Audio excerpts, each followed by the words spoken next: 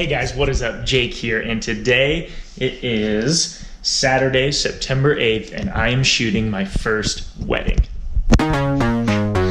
Alright guys, so here is today's wedding set. We have the Panasonic G9, and we also have the Panasonic G7. I got the 15 or 30mm equivalent lens. I have the 25 or 50mm equivalent lens. The 45 to 150, also bringing my prime 42.5, bringing the stock kit lens, bringing our Rode mic, we're bringing our glide cam.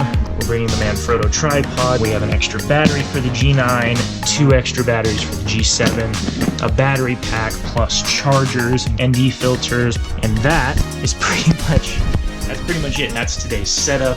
Gosh, it's nerve-wracking. This is fun. Let's do it.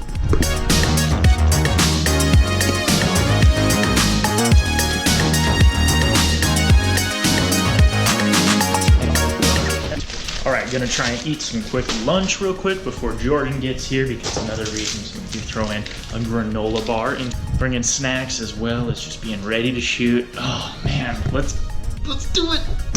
Alright guys, I think we're rocking a good little casual profesh kind of look going on. Jordan should be here, gosh, any second now. Ready, here we go. You just got here.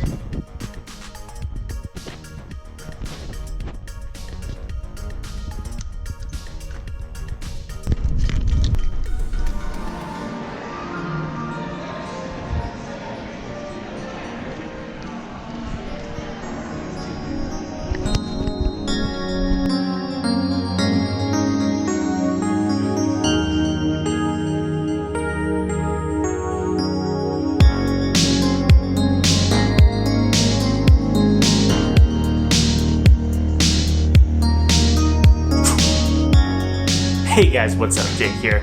Switching over from the GoPro. It is Sunday night, kind of lost track of time. Been editing John's music video that we shot last weekend. It's turning out really good. I just kind of wanted to have a quick follow-up with you guys. Yesterday we shot the wedding. I thought it was a ton of fun, turned out really great. Learned a bunch in just basically the first shoot, just kind of like I've learned a ton in the video that I shot with John last weekend. And so I kind of wanted to talk to you guys about, you know, I've started editing John's video. I've only looked at a few clips from Emily's wedding that Jordan and I shot yesterday, and kind of just wanted to, you know, document this experience and talk to you guys about what I kind of feel like I learned right out of the gates from both of these experiences. As far as the music video goes, first and foremost, shooting just as much as humanly possible, reshooting the song as many times as possible is totally paying off. I had sometimes felt like, man, I don't know if we need to shoot this one again, but let's just do it anyway. Looking back, totally worth it. Do not regret it.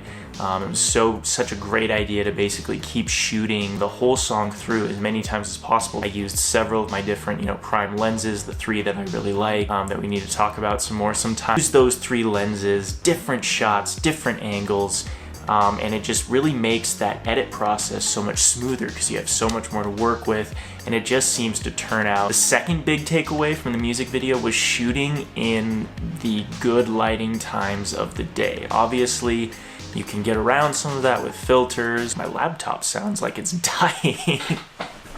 That's because it's doing some rendering. Awesome. Anyway, what was I saying? Shooting at times of day. So with John's video and the music video, I really found that sunrise, sunset, it's super stereotypical, you hear it all the time, but those 2 little snippets of day made for my favorite shots in the music video. We shot other times, we shot other places.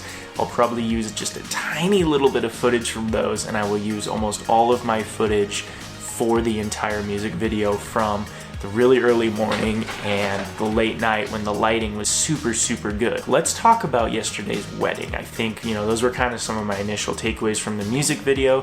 Still editing that. Now let's talk about the wedding. Now the wedding, right out of the gates, one of the biggest things that I noticed was the difference in shooting lenses that couldn't change focal length. So for example, this lens right here that only has the focus ring, but there's no way to actually adjust the focal length. It's locked off at 25, and these are kind of the art lenses. These are the lenses that with these Panasonic cameras really give you that full frame washed out bokeh background, and I love these lenses. They go all the way up to like f1.7, which is super wide open. Now the lens that I think would have been the most friendly shooting for weddings is actually this guy, the 14 to 42, in which you can actually adjust the focal length of the lens by twisting this, and then this changes the actual focus. So this lens, the variable focal length lens, the zoom lens, or whatever you want to call it, it's not a prime lens. This lens probably actually would have made more sense for the wedding. That being said, we made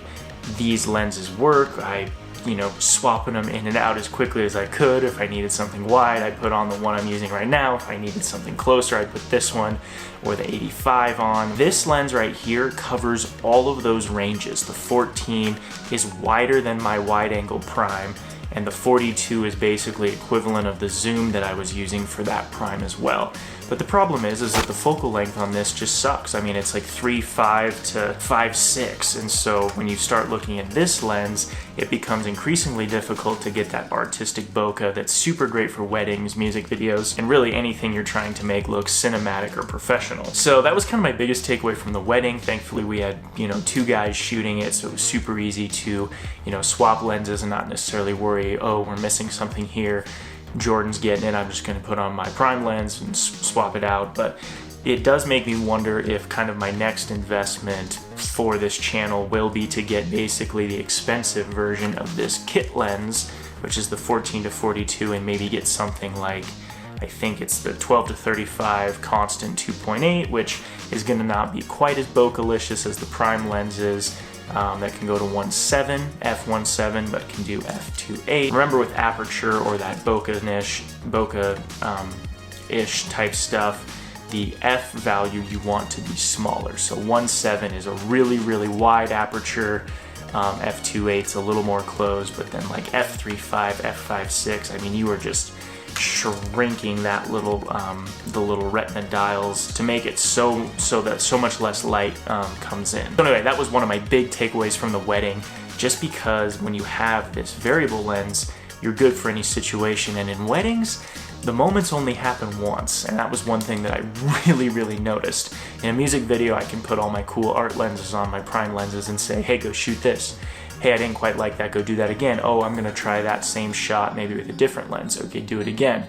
Whereas with weddings, you can't tell the bride and groom, hey, can you go back and do your I do part again? I would imagine before my next wedding gig, I'll try and have that lens, but until then, trying to stick with the primes as much as possible. Okay, so now what else did we learn? I think that's all I want to talk with you guys today. Just a short little update. We've had a really exciting week with videography in terms of getting cool opportunities, getting the chance to edit some really cool videos. So I'm going to keep kind of trying to do these informal vlogs to just keep you guys in the loop. Still getting more black box footage out, trying to get all the tags in. That's taken me quite a while. So we'll have more of that as well. But just a quick update, some cool projects I'm working on. The vlog is taking a hit in terms of excitement because I'm getting busy editing and finishing these projects and then just giving you guys little updates. I'm hoping through this process to maybe give you some tips and tricks in terms of the actual editing of these videos, because that's what I'm going to mostly be doing this week. But yeah, that's all I've got for you guys today. Gosh, it's cool. It's a cool time.